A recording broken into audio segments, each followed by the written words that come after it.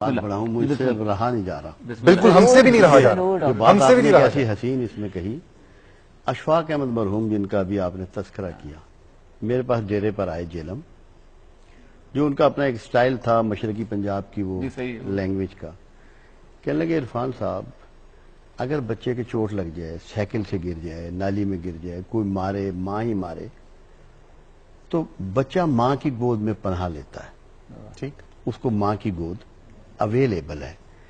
جو اللہ 70 ماہوں سے زیادہ پیار کرنے والا ہے اس کی گود کہاں ہے؟ یہ اشفاق مرحوم نے، اللہ ان کے درجے بلند کرے، مجھ سے سوال کیا۔ میں کہا یار اشفاق احمد اتنی عمر تک پہنچ گئے اور اللہ کی گود نہیں معلوم؟ کہتے نہیں معلوم۔ میں نے کہا توبہ اللہ کی گود ہے اس میں پناہ لو۔ کیا بات، توبہ اللہ کی گود ہے اس میں پناہ لو۔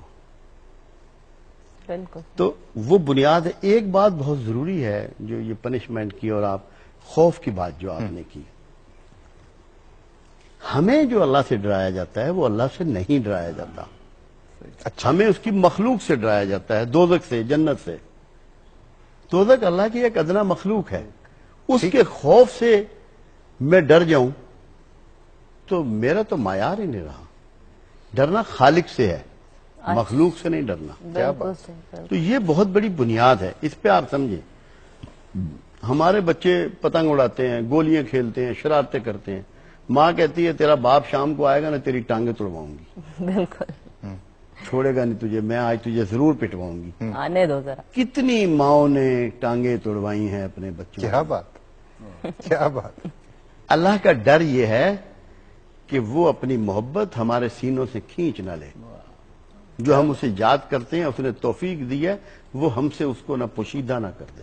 اللہ کی محبت یہ نہیں ہے کہ مجھے عذاب کرے گا، اللہ کہتا ہے ہمیں کیا پڑی ہے کہ تمہیں عذاب کرے۔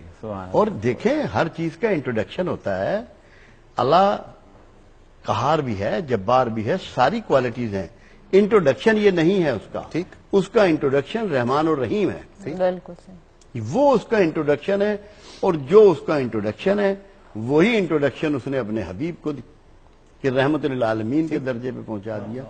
تو اپنا پروگرام تو اللہ نے آپ کو بتا دیا، پنشمنٹ کرنے کا اس کا کوئی پروگرام نہیں ہے۔ روزے کے بارے میں جو